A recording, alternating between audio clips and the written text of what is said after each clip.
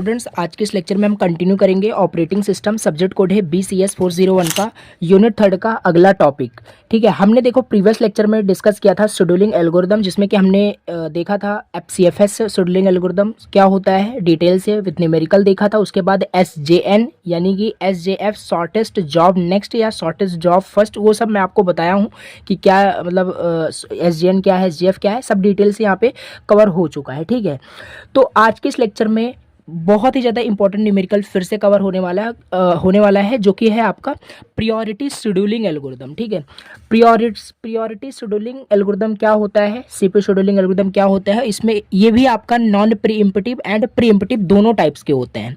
ठीक है, जैसे कि एक बार मैं थोड़ा सा आपको रिवाइज करा दूं। हमने पहले FCFS पढ़ा, फर्स्ट कम फर्स्ट सर्व, जो कि आपका वो नॉन प्रीएम्प्टिव खाली होता है। उसमें हमने न्यूमेरिकल्स देखे, उसको सॉल्व किया। ठीक है, जो एग्जाम में आते हैं। उसके बाद फिर हमने सेकंड CPU शेड्यूलिंग एल्गोरिदम हमने स्टार्ट किया जो कि है SJN शॉर्टेस्ट जॉब नेक्स्ट या शॉर्टेस्ट जॉब फर्स्ट बोल लीजिए। ठीक है, और वो जो है आपके दो टाइप्स के होते हैं, मतलब दो टाइप्स के होते हैं। आप बोल सकते हो नॉन प्रीएम्प्टिव एंड प्रीएम्प्टिव। और ये सब नॉन प्रीएम्प्टिव क्या है, सब कुछ आपको ऑलरेडी पता है, डिटेल से सब कुछ डिस्कस है। एंड इसके बाद यहाँ पे है आपका प्रियोरिटी शेड्यूलिंग।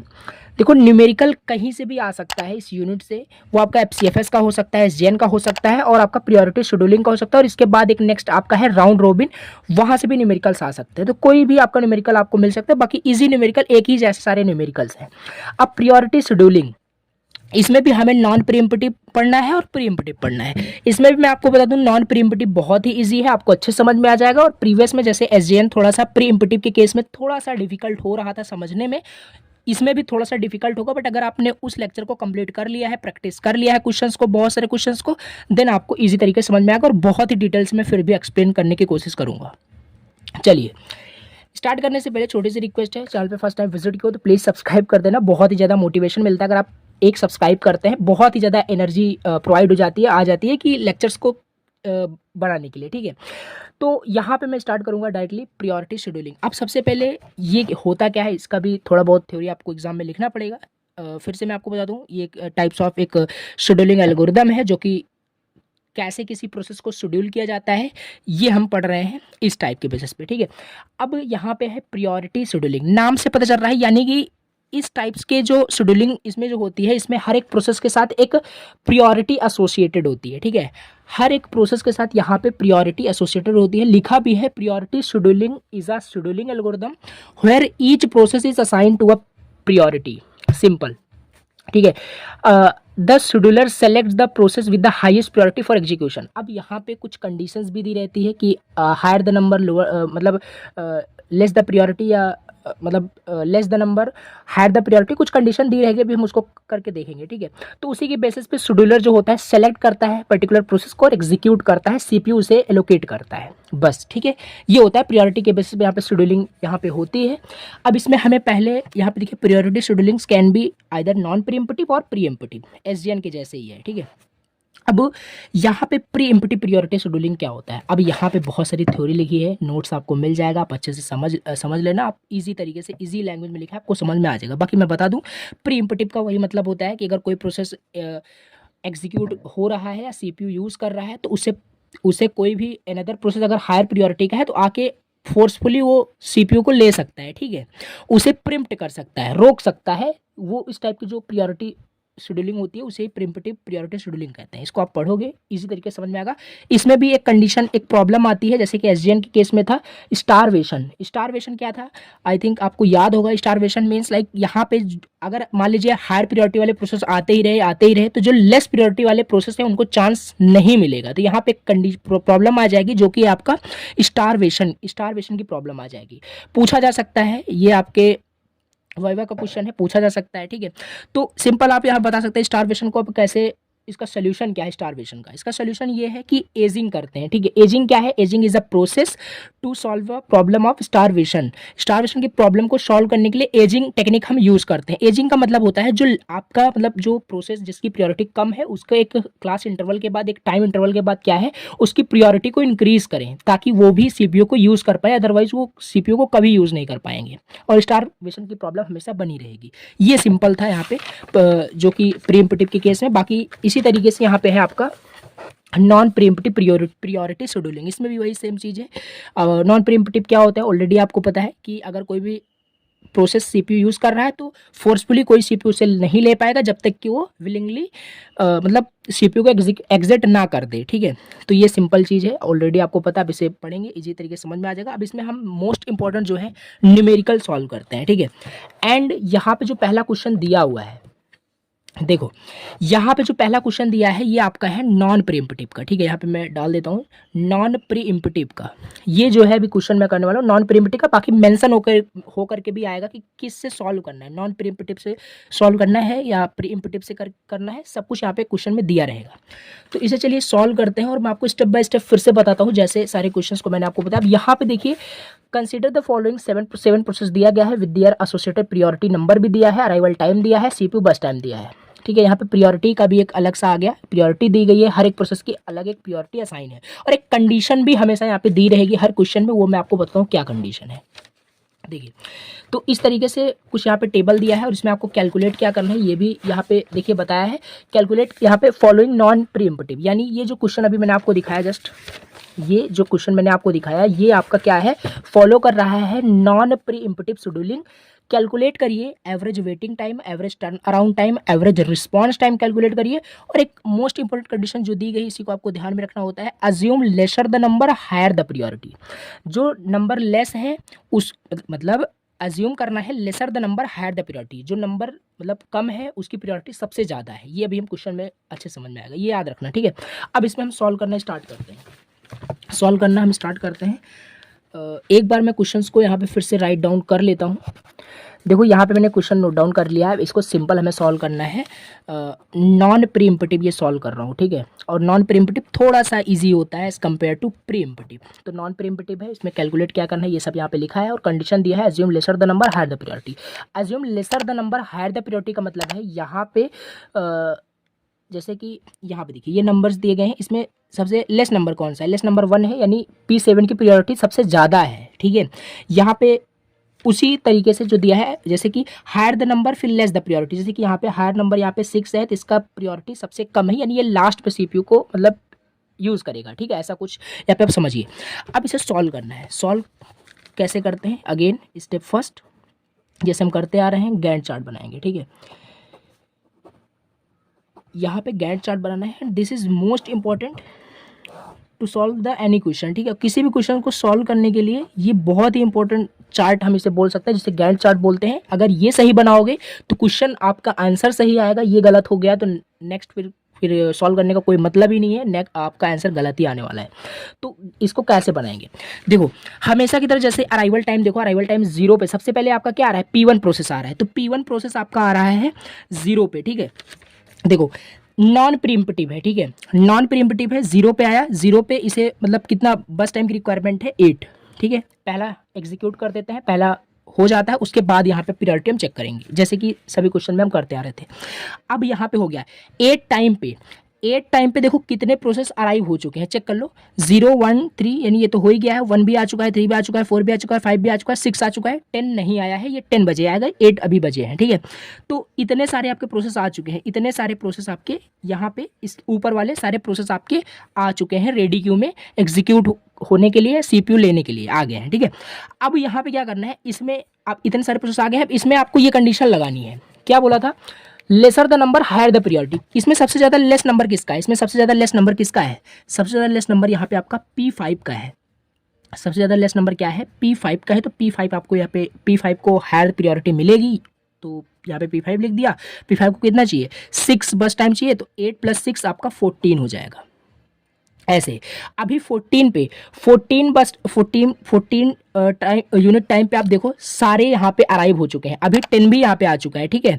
तो 10 भी आ चुका है, अभी इसमें देखो सब यहाँ पे कंडीशन फिर से मैच करिए, lesser the number higher the priority, बार बार देखने की जरूरत नहीं है, आपको याद रखना है कि क्या कंडीशन दिया है, lesser the number higher the priority, इसकी प्रायोरिटी अभी सबसे ज़्यादा है, तो P7 यहाँ पे अभी हो जाएगा। P7 हमने कर दिया, P7 को कितना चाहिए, 1 यूनिट टाइम चाहिए, तो 14 + 1 आपका 15 हो जाएगा, ये हो गया। 15 पे अगेन सारे यहाँ पे क्या है, रेडी स्टेट में है, यानी कि अराइव हो चुके हैं, कोई दिक्कत नहीं है। अब प्रायोरिटी के बेसिस पे हमें जल्दी जल्दी असाइन कर देना है, तो हम देखिए आपका P7 हो गया है, एंड P5 हो गया है एंड अगेन P1 हो गया है, ठीक है। अब इसके बाद lesser the number higher the priority, condition दिया था lesser the number higher the priority, यानी इसमें लेस नंबर कौन सा है, लेस नंबर आपका 1 भी हो गया है, 2 भी हो गया है, 3 भी हो गया। नाउ 4 अब यहाँ पे देखिए आपका क्या है, 4 ये भी है, ये भी है, तो आप किसे पहले करेंगे, ठीक है, किसे पहले करेंगे, सबसे पहले कौन आया है, सबसे पहले 1 आया, ये आया है, P2 आया है, तो P2 को आप करोगे, ठीक है, P2 एंड इसको कितना रिक्वायरमेंट है 2 यूनिट टाइम, तो 15 + 2 आपका 17 हो जाएगा, 15 + 2 आपका 17 हो चुका है। अब इसके बाद यहाँ पे P2 भी आपका हो गया P2 भी आपका हो गया है। अब P2 के बाद फिर से यहाँ पे देखिए ये सारे आपके हो चुके हैं, ठीक है, इसको मैं टिक कर देता हूँ जिससे कंफ्यूजन क्रिएट ना हो, ये सारे हो गए हैं। अब यहाँ पे lesser the number higher the priority, इसके बाद कौन सा है, ये तो हो गया, फिर आपका P3 बचा, P3 कर दीजिए, P3 को कितना चाहिए, 4 यूनिट टाइम चाहिए, 21 हो जाएगा, तो ये भी हो गया, ये भी हो गया। अब इसके बाद आपका P4 बचा है, क्योंकि लेसर द नंबर ये है, हायर द प्रायोरिटी इसी की होगी, क्योंकि लेस नंबर यही है ना, तो P4 हो जाएगा।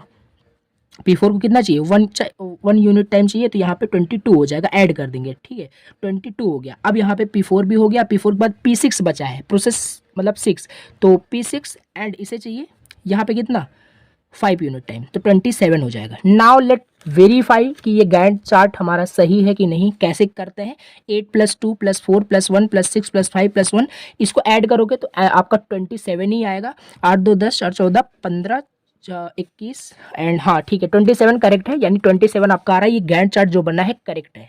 अगर यहाँ पे गड़बड़ आपका आता है, थोड़ा सा मिसमैच होता है, तो फिर से ट्राई करना, आपका बन जाएगा। तो ये हो गया सिंपल। अब गैंट चार्ट आपने बना लिया, मोस्ट इंपॉर्टेंट यही होता है, आपने गैंट चार्ट बना लिया तो सिंपल क्या करना, फिर से वही टेबल बनाना, उसी में आपका क्या करना है, कैलकुलेट जो आपसे पूछा था, जैसे प्रीवियस क्वेश्चंस में आप करते रहते थे, उसी तरीके से यहाँ पे भी आपको करना है। तो मैं जल्दी से फिर से वही टेबल बना लेता हूँ। देखिए इतना तो डेटा आपके क्वेश्चन में ही दिया था, यहाँ पे फिर से टेबल आपको बनाना है, और यहाँ पे इतना डेटा आपके क्वेश्चन में ही दिया गया था। अब इसमें हमें क्या करना है, हमें एवरेज TAT कैलकुलेट करना था। क्वेश्चन में क्या बोला है, एवरेज TAT कैलकुलेट करिए, average waiting time, average response time. तो ये सब कैसे करते हैं सब ऑलरेडी आपको पता है, मैं डायरेक्टली आपको बता रहा हूँ। तो अब TAT का फॉर्मूला आपको ऑलरेडी पता है, और आप लेक्चर आई थिंक आपने प्रीवियस लेक्चर को देखा है, इस वजह से मैं आपको अभी फॉर्मूला वगैरह फिर से नहीं रिपीट कर रहा हूँ। बाकी TAT का फॉर्मूला होता है CT - AT, इस वजह से हम पहले CT कैलकुलेट करेंगे। CT कैसे कैलकुलेट करेंगे, कंप्लीशन टाइम, P1 का कंप्लीशन टाइम क्या है, P1 का कंप्लीशन टाइम 8 है, तो 8 कर दीजिए। P2 का कंप्लीशन टाइम क्या है, 17 है। P3 का कंप्लीशन टाइम क्या है, 21 है। P4 का कंप्लीशन टाइम क्या है, 22 है। P5 का कंप्लीशन टाइम यहाँ पे 14 है। P6 का कंप्लीशन टाइम 27 है। P7 का कंप्लीशन टाइम 15 है। तो ये हो गया। अब TAT कैलकुलेट करना है, CT - AT, यहाँ पे 8 हो जाएगा, 16 हो जाएगा, यानी CT - AT में कर रहा हूँ, ठीक है। अब यहाँ से 18 हो जाएगा 18 हो जाएगा, एंड यहाँ से 9 हो जाएगा, एंड 21 हो जाएगा, एंड 5 हो जाएगा। ये TAT कैलकुलेट हो गया। वेटिंग टाइम का फॉर्मूला क्या होता है, TAT - BT, 0 14 14 17 3 एंड 16 एंड 4, ये हो गया। रिस्पॉन्स टाइम कैसे कैलकुलेट करते हैं, ये भी आपको पता है। First time CPU allocation minus में क्या होता है, अराइवल टाइम।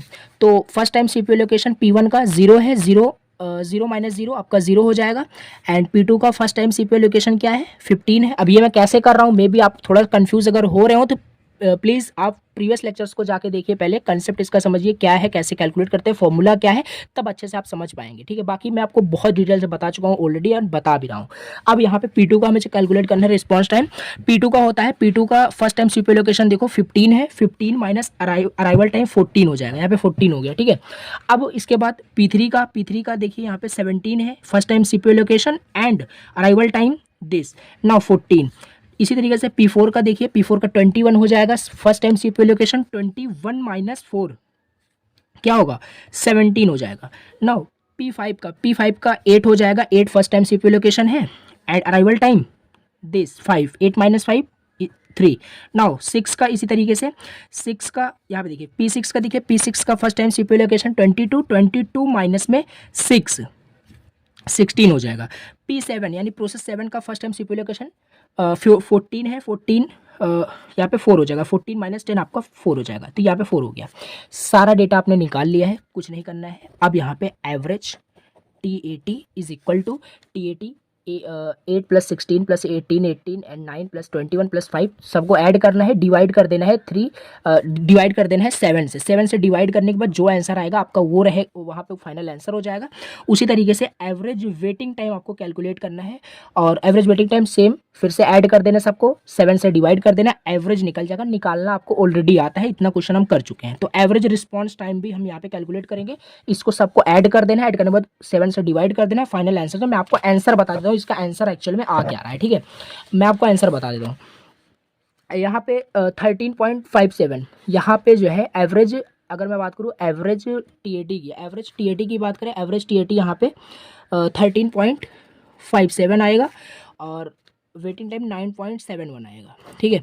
ये आपके आंसर आ रहा है, इसे सॉल्व कर लेना। बाकी में मोस्ट इंपॉर्टेंट आपका गैंट चार्ट ही, गैंट चार्ट बना लोगे, बाकी सारे जो काम है वो कैलकुलेशन का ही है। अब हम next important average response time भी आप निकाल लेना, ऐसा मत सोचना कि भूल गए, ठीक है, आप इसको निकाल सकते हैं। अब इसके बाद हम नेक्स्ट इंपॉर्टेंट क्वेश्चन करते हैं। इसी तरीके से जैसे मैंने नॉन प्रीम्पटिव का बताया, ये नॉन प्रीम्पटिव का था, इसी तरीके से आप बहुत सारे क्वेश्चन कर सकते हैं नॉन प्रीम्पटिव का, बहुत ही ईजी था। अब इसके बाद मोस्ट इंपॉर्टेंट है, जो कि अब चलिए यहाँ पे हम नेक्स्ट क्वेश्चन देखते हैं प्री इम्पटिव का, ठीक है। प्री इम्पटिव का हम नेक्स्ट क्वेश्चन यहाँ पे देखते हैं। देखिए यहाँ पे नेक्स्ट मोस्ट इंपॉर्टेंट क्वेश्चन जो है आपका वो है आपका प्री इम्पटिव प्रायोरिटी शेड्यूलिंग के ऊपर यहाँ पे न्यूमेरिकल्स, ठीक है। अब इसको सॉल्व कैसे करते हैं, अगेन जैसे एसजेएफ का हमने जब सॉल्व किया था प्री इम्पटिव का, तो यहाँ पे पर यूनिट टाइम के लिए कुछ माइनस करना पड़ता था, थोड़ा सा कॉम्प्लेक्स होता था। बाकी मैं बहुत ही डिटेल से आपको इस लेक्चर में बताऊंगा, समझ में आ जाएगा, ठीक है।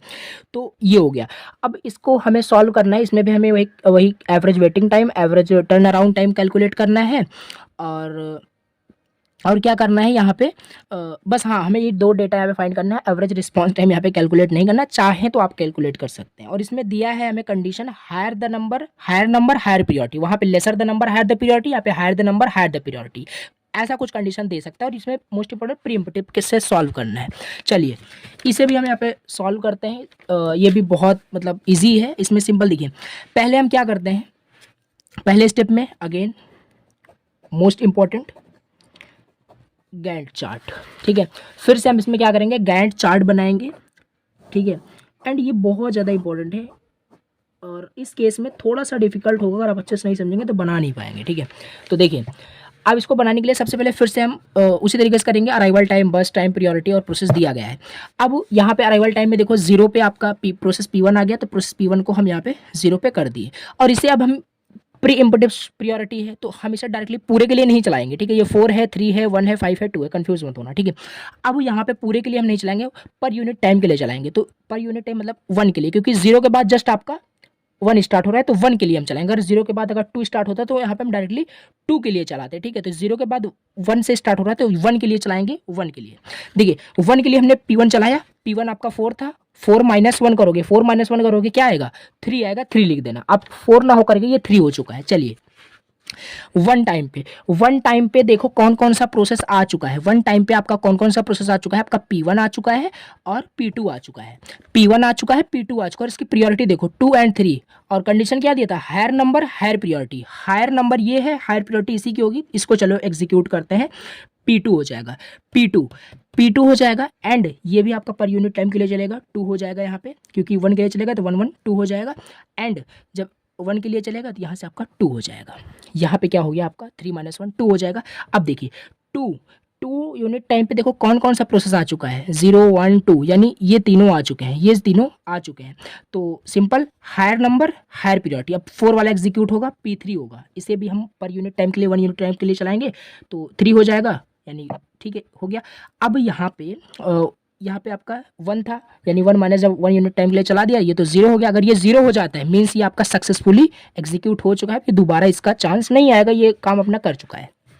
चलिए P3 हो गया आपका ये।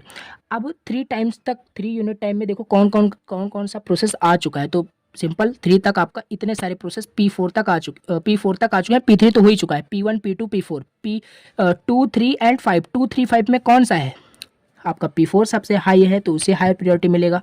तो P4 एंड 1 यूनिट टाइम के लिए चलाओगे तो 4 हो जाएगा, एंड यहाँ पे आपका 4 हो जाएगा, 5 - 1 4 हो गया, इतना हो गया।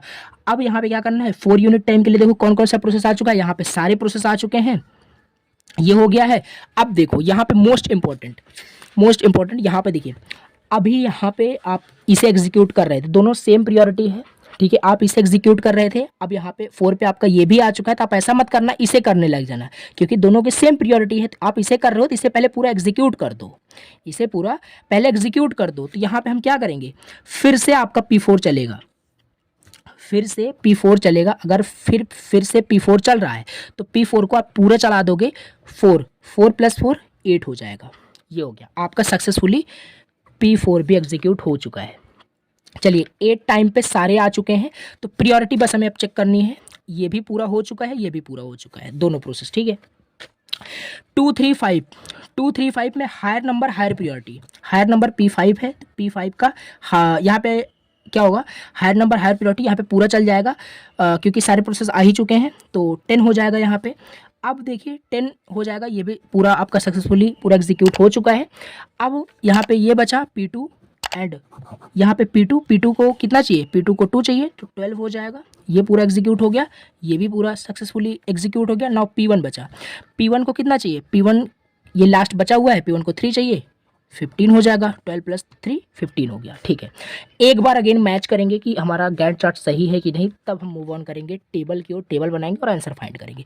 यहाँ पे क्या था, 4 पहले वाला कैलकुलेट करना है, 4 था, 3 था, 1 था, 5 एंड 2, 4 + 3 7 + 1 8 8 + 2 10 10 + 5 15 एंड यहाँ पे 15 आ रहा है, यानी हमारा गैंट चार्ट जो है बिल्कुल करेक्ट है, हम टेबल बना सकते हैं, आंसर फाइंड कर सकते हैं, सिंपल। अब ये सारा डेटा आपको दिया ही गया था, इसको बनाना है और इसी के आगे आपको completion time, turn around time और वेटिंग टाइम कैलकुलेट करना है, जिस तरीके से अभी हमने जस्ट इसके पहले किया। देखिए इतना डेटा आपके क्वेश्चन में दिया गया था, हमने यहाँ पे completion time, turn around time और वेटिंग टाइम यहाँ पे कर लिया, ठीक है, ये सब आपको ऑलरेडी पता है।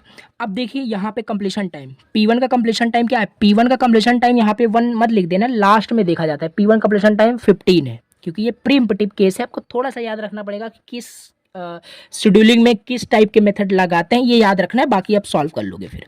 तो यहाँ पे 15 हो जाएगा, यहाँ पे आपका इसका कंप्लीशन है 15 हो जाएगा। P2 का देख लेते हैं, P2 का सबसे लास्ट में देखना है, 12 हो जाएगा, यहाँ पे आपका 12 हो जाएगा, P2 का 12 हो गया। P3 का देखना है, P3 का लास्ट में देखना है, यहाँ पे 3 हो जाएगा, 3 कंप्लीशन टाइम। P4 का कंप्लीशन टाइम देख लेते हैं, P4 का कंप्लीशन टाइम 8 हो जाएगा एंड P5 का कंप्लीशन टाइम 10 हो जाएगा। तो ये हो गया, हमने सेटी निकाल लिया, ठीक है, हमने अब तो यहाँ पे कंप्लीशन टाइम निकल चुका है। अब हम टर्न अराउंड टाइम निकालेंगे और टर्न अराउंड टाइम का फॉर्मूला ऑलरेडी पता है, CT - AT। जल्दी से यहाँ पे हम कर लेते हैं बिकॉज ऑलरेडी आपको सारी चीज़ें पता है, 11 1 5 एंड 6 एंड वेटिंग टाइम भी हम कैलकुलेट जल्दी से कर लेते हैं, TAT - BT होता है। और अगर आपको नहीं पता है फॉर्मूलेज तो प्लीज़ लेक्चर को आप अच्छे से देखिए, प्रीवियस लेक्चर्स को, बाकी आपको आई थिंक समझ में आ रहा होगा। 15 - 4 11 हो गया एंड 8 हो जाएगा एंड 0 एंड 0 एंड 4 हो जाएगा, ये कुछ हो गया, ठीक है। वेटिंग टाइम हमने कैलकुलेट कर लिया। अब यहाँ पे क्या करना है, एवरेज TAT कैलकुलेट कर लेना है, एवरेज वेटिंग टाइम कैलकुलेट। ये कैसे करते हैं ऑलरेडी पता है, इस सबको ऐड कर दो, जितने नंबर्स हैं वो उससे डिवाइड कर दो, 15 + 11 + 1 + 5 + 6 कर दो, 3 तो 5 5 से डिवाइड कर दो, जो आएगा आंसर हो जाएगा TAT का, और इसी में सेम करना है, इसमें भी आपका सेम आंसर आ जाएगा। तो इस तरीके से आप क्या करोगे, प्री इम्पटिव प्रियोरिटी शेड्यूलिंग का यूज़ करके क्वेश्चंस को सॉल्व कर सकते हो। इसका अगर आप आंसर चाहते हैं तो आंसर भी मैं आपको बता देता हूँ। देखो सिंपल यहाँ पे है, देखिए ये देखिए सिंपल यही क्वेश्चन सॉल्व कर रहे थे। यहाँ पे देखिए 7.6 आएगा, यहाँ पे आपको लिख देना है, TAT आपका 7.6 आएगा। बाकी ये सब कैलकुलेशन कैलकुलेटर की हेल्प से आपको करनी है, आई होप कि आप कर ही लेंगे, ठीक है। 4.6 करके यहाँ पे आंसर आएगा। तो ये हो गया प्री इम्पटिव प्रायोरिटी शेड्यूलिंग का। इसी तरीके से नोट्स में बहुत सारे क्वेश्चंस दिए हुए हैं, जैसे ये क्वेश्चंस दिया हुआ है, ठीक है। नोट्स में बहुत सारे क्वेश्चंस दिए हैं, कंसेप्ट आपको मैंने बता दिया कैसे सॉल्व करते हैं। बाकी इसको आप खुद से प्रैक्टिस करिए, जितना खुद से प्रैक्टिस करेंगे उतना आप अच्छे से इसे सीख पाएंगे, कर पाएंगे। तो ये हो गया आपका प्रायोरिटी शेड्यूलिंग एल्गोरिदम पे बेस्ड न्यूमेरिकल्स, जो कि एग्ज़ाम में आते हैं, पूछे जाते हैं, ठीक है। अब नेक्स्ट लेक्चर के अंदर हम लास्ट शेड्यूलिंग एल्गोरिदम देखेंगे, जो कि है आपका राउंड रोबिन शेड्यूलिंग एल्गोरिदम, ठीक है। तो वो हम डिस्कस करेंगे। उसके बाद आपका शेड्यूलिंग एल्गोरिदम, यानी कि आपका जो एक 7 मार्क्स का जो क्वेश्चन मोस्ट इंपॉर्टेंट इस यूनिट से मैं बात करूँ, एग्ज़ाम में आता है, 99% चांस से आता है, वो कवर हो जाएगा। ठीक है, और भी बहुत सारे इंपॉर्टेंट क्वेश्चंस ऑलरेडी कवर हो चुका है, आपने देखा होगा। फिर उसके बाद हम नेक्स्ट टॉपिक अपना स्टार्ट करेंगे, डेडलॉक वगैरह देखेंगे, एंड 2 से 3 अपकमिंग लेक्चर्स के अंदर यूनिट 3 कंप्लीट होगा। उसके बाद जस्ट हम मूव ऑन करेंगे यूनिट 4 की ओर। ठीक है, फिर ऐसे हम यहाँ पे पांचों यूनिट कंप्लीट कर रहे होंगे। तो चलिए मिलते हैं नेक्स्ट लेक्चर के अंदर। And again thank you so much for watching the lecture. And channel पे अगर फर्स्ट टाइम विजिट किया हो तो प्लीज़ सब्सक्राइब करना, अपने फ्रेंड्स साथ शेयर करना, और कमेंट्स करके आपको बताना लेक्चर आपको कैसे मतलब लगे, समझ में आया कि नहीं समझ। कोई भी डाउट हो आप पूछ सकते हैं। ठीक है, चलिए मिलते हैं नेक्स्ट लेक्चर के अंदर। Thank you so much for watching the lecture.